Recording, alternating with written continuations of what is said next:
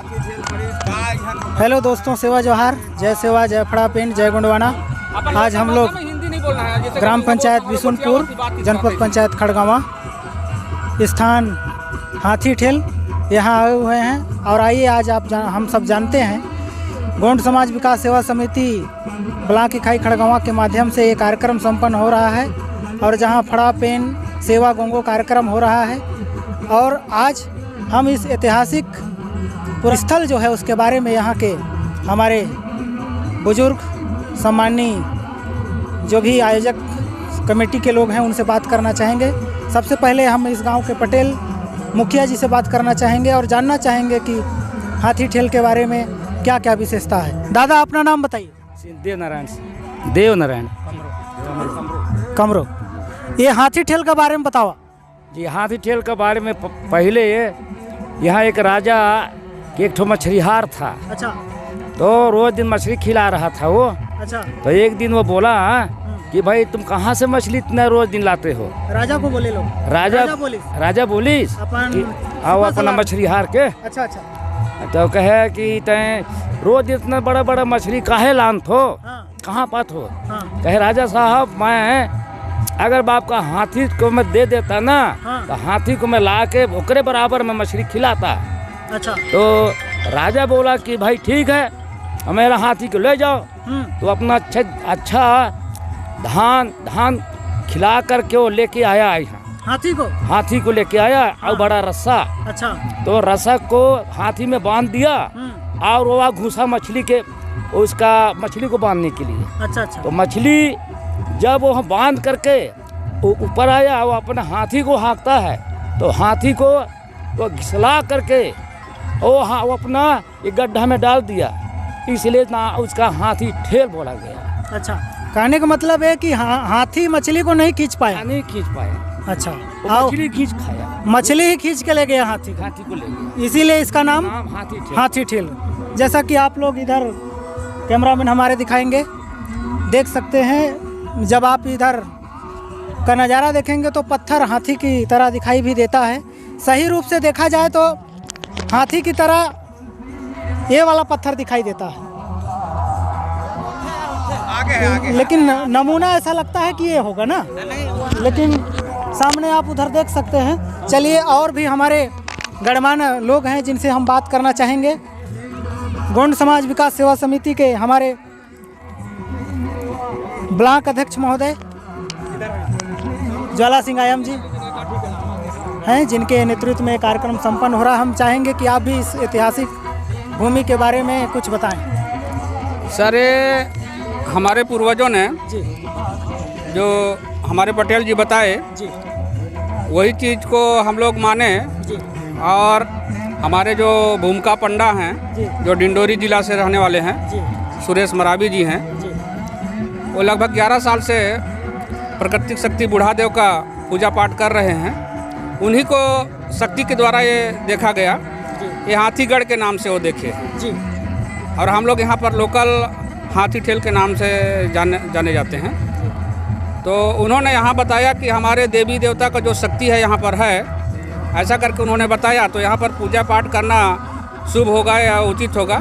किसी का भी कष्ट परेशानी यहाँ से देवी देवताओं के आशीर्वाद से हम छुटकारा पा सकते हैं, ऐसा करके उन्होंने बताया। तो हम लोग ये कार्यक्रम करा रहे हैं, पूजा पाठ 24 घंटा का कार्यक्रम है। अखंड दीप जल रहा है 24 घंटा का।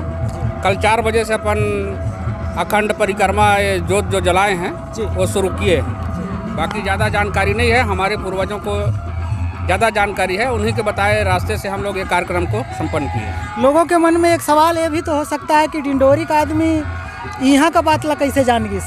इसके पीछे क्या रहस्य हो सकता है? इसके पीछे रहस्य ये हो सकता है कि भाई उनमें बड़ा देव प्राकृतिक शक्ति का शक्ति है उनके ऊपर।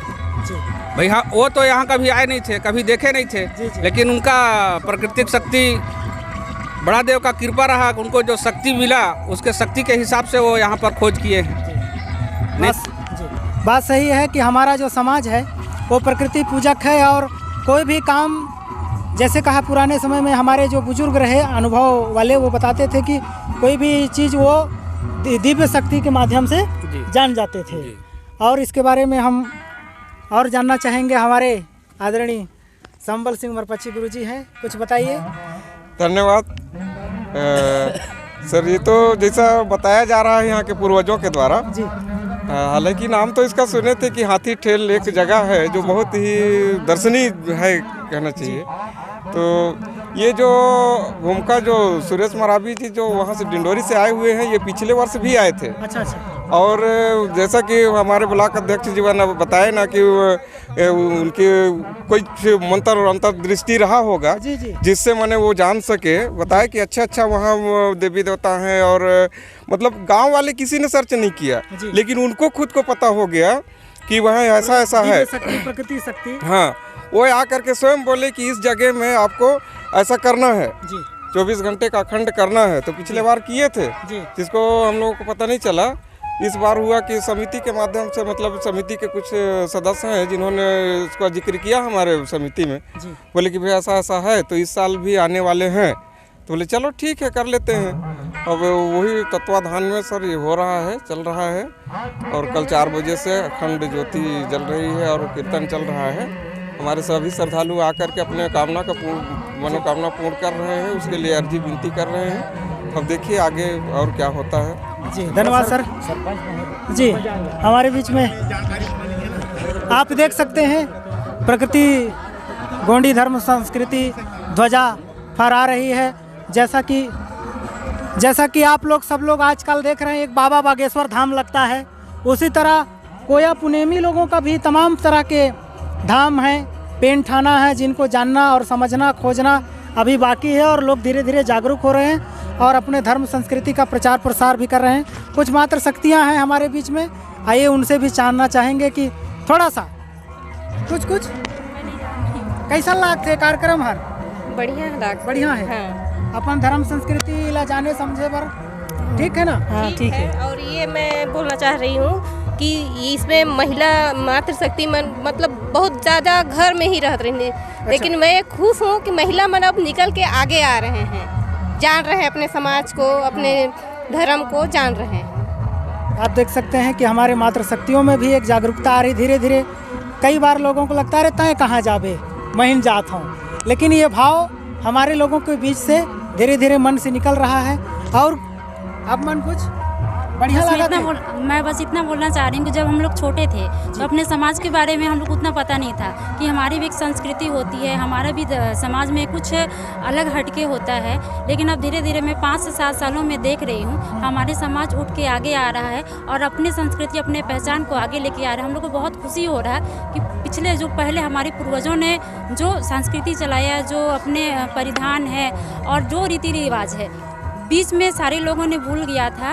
अब धीरे धीरे गौड़ समाज के माध्यम से इस परिधान पिछले जितने कार्यक्रम हैं उस चीज़ों को आगे उभार रहे हैं। तो इससे मेरे को बहुत खुशी हो रहा है कि अब हमको जानने को सीखने को मिल रहा है। और आने वाले समय में जितने भी हमारे समाज के लोग हैं, मैं चाहती हूँ कि बढ़ चढ़ के हिस्सा लें और इसमें अपना योगदान दें। आपका शुभ नाम? मेरा नाम सुनीता सिंह मरकाम। पार्वती सिंह मरपच्ची। देखिए आप लोग देखे होंगे हमारे मातृशक्ति लोगों के बीच भी जागरूकता आ रही है। सरपंच महोदय कहाँ गए? थोड़ा सा का प्रकार के सहयोग रहे आप मन के? देखा गांव में पूरा गांव में पता चलते तो पूरा गांव सहयोग देते हैं जितना हो सके। जैसे 1 पहिला चावल 2 पहिला चावल 10 रुपये से लेकर 100 रुपये जितना इच्छा अनुसार मतलब गांव वाले सहयोग करते हैं। हाँ। आप देख सकते हैं एक जनप्रतिनिधि होने के नाते अपने धर्म और संस्कृति के माध्यम से जो भी इनसे बन पाता है हमारे समाज लोगों के माध्यम से वो अपने से यथायोग सहयोग करते हैं। और सभी प्रकार से जितना भी इनसे बनता है इस कार्यक्रम को सफल और संपन्न बनाने में इनका बहुत बड़ा योगदान है, जिसके माध्यम से ये कार्यक्रम हो रहा है। और हम सबको भी बहुत अच्छा लग रहा है कि हम अपने धर्म संस्कृति रीति रिवाज भाषा को जानें समझें। और भी हमारे लोग कुछ आदरणीय कमरो जी आपके माध्यम से भी जानना चाहेंगे। जी, यहाँ जो ग्राम पेंड्री है ना, ग्राम पेंड्री में ये तो मेरे को भी पिछले साल मालूम हुआ कि ग्राम पेंड्री में जो हाथी ठेल है, इस चीज़ों को हमारे पूर्वजों ने, हमारे घर के जो हैं अपने माता पिता ने, पहले हम लोग बच्चे रहे तो कहानी किस्सा के माध्यम से इस हाथी के बारे में सुनाते थे कि एक राजा रईस और उस राजा को एक केवट रईस और वो डेली का लान के मछली खिलाते रही। ऐसे करके हमारे है ना पूर्वज लोग, माता पिता लोग बताते थे, हाँ, कहानी के रूप में कि एक दिन ऐसा हुआ कि साल भर खिलाए, 6 महीना खिलाए, तो फिर बोला राजा कि कहाँ से मछली लाते हो? तो बोले मैं एक जो हाथी ठेल, उसके बाद पड़ा नाम, जो बोले कि एक मैं वो चीज़ है, दहरा है ना, तो उस दहरा से मैं मछली को काट के ला के आपको खिलाता हूँ। तो राजा ने पूछा कि इतना बड़ा मछली है? बोले हाँ, मैं तो नहीं पता चलता है कि कितना बड़ा है, लेकिन मैं उस गुफा से, है ना, उस दहरा से जो पानी का, वहाँ से मैं काट के मछली को आपको खिला रहा हूँ। तो राजा साहब ने बोला आज मैं जाऊँगा, मैं भी देखूँगा कि वो मछली कितना बड़ा है। तो उस मछली को देखने के लिए हाथी में राजा साहब आए, और हाथी में जब आए तो उस हाथी का कहना चाहिए तो गले में रस्सी और मछली के किसी एक हिस्सा में रस्सी बांध के जब राजा को बताया गया कि वो खींचे, कि मछली को मैं खींच के देखूंगा, तो मछली जब वहाँ से जब उनको जब अपना सकेत हुआ ना, तब राजा का हाथी सहित इस जो हाथी ठेल जो कहा गया है, इसके अंदर चले गए। ऐसे हम आप लोगों, मतलब हम लोगों को हमारे पूर्वज लोग कहानी के माध्यम से सुनाते थे। और यहाँ का प्रमुख चिन्ह बताते हैं, आज भी यहाँ के जो पूर्वज हैं, हमारे सियान लोग हैं, जो ये स्थल है, ये कुंड है, ये कुंड में, इस कुंड में बताते हैं कि जब भी जो समय आता है धान का सीजन, तो वो जो हाथी को जो धान खिलाते हैं ना, तो उसी समय इसी जगह में हाथी को धान खिलाया था उस राजा साहब ने। और आज भी वो समय आता है तो यहाँ है ना, कैमरामैन दिखाना चाहेंगे, है ना, तो हाँ यही है, यहाँ पे धान सीजन आता है बिना धान बोए, है ना, वो धान वहाँ यहाँ आज भी मतलब जम जाता है, जम के फिर पक जाता है। बताइए, बिना बीज डाले, ये शक्ति यहाँ आज भी है। मेरे को आने से यहाँ पता चला कि आज भी ऐसा यहाँ प्राकृतिक शक्ति आज भी, जो राजा किसी ज़माने में जो खिलाया था अपने हाथी को, उसका आज भी धान यहाँ बीज पड़ा हुआ है और जमता है। और एक साल नहीं, हर साल समय आने पे ये जानकारी यहाँ के पूर्वजों से, यहाँ के सज्जन सियानों से मुझे प्राप्त हुआ है, मिला है। और इस कार्यक्रम में मैं कल भी आया था, आज भी आया हूँ, और जब भी होगा तो मैं चाहता हूँ कि हमारा जो आदिवासी गौड़ समाज के जो गोंडी धर्म का परंपरा जो पहले था, उसको हम लोगों ने चाहा है कि आज भी उसको प्रकृति पूजा को हम लोग सामने लेके आएँ और प्रकट करें। आज हमारे रीति रिवाज को अन्य समाज वाले, अन्य धर्म वाले हमारे समाज को दबाते गए हैं, हमारे लोगों को आदर समाज के रीति रिवाज में ले गए हैं। उस चीज़ को हमको पुनः फिर वापस जो पुराने परिस्थिति है वहाँ हम आपको जाना होगा, है ना। इतना कहना चाहता हूँ, धन्यवाद। धन्यवाद सर, हमसे बात करने का। और कोई सज्जन? आपका शुभ नाम? मेरा नाम हीरा सिंह नेटी जी। क्या कहना चाहेंगे इस कार्यक्रम के बारे में? इस कार्यक्रम के बारे में हम लोग छोटे छोटे रहे जी, तो यहाँ पहले हाथी लाते थे ना जी। उस समय जी। क्या है, उसको धान खिलाते थे, और यहाँ हाथी ठेल के नाम से जाना जाता है। और मैं चाहता हूँ कि यहाँ देवठाना बना चुके हैं अपने समाज लोग, है ना, और उसके आवागमन का साधन बन जाता तो और बढ़िया अच्छा रहता। ये मेरा वादा। मैंने आपके हमारे जो जनप्रतिनिधि हैं उनसे कहना चाहते हैं, शासन चैनल के माध्यम से शासन प्रशासन, ये इससे कहना चाहता हूँ कि आवागमन का साधन बन जाता तो अच्छा रहता। हम सब लोगों का ये इच्छा है और चाह है कि यहाँ शासन प्रशासन इस जगह को ध्यान करे और यहाँ तक आवागमन का साधन व्यवस्था करे आने जाने का। अपने वो से बनाए हैं। आइए अब आपको दिखाते हैं गोंडवाना पुल।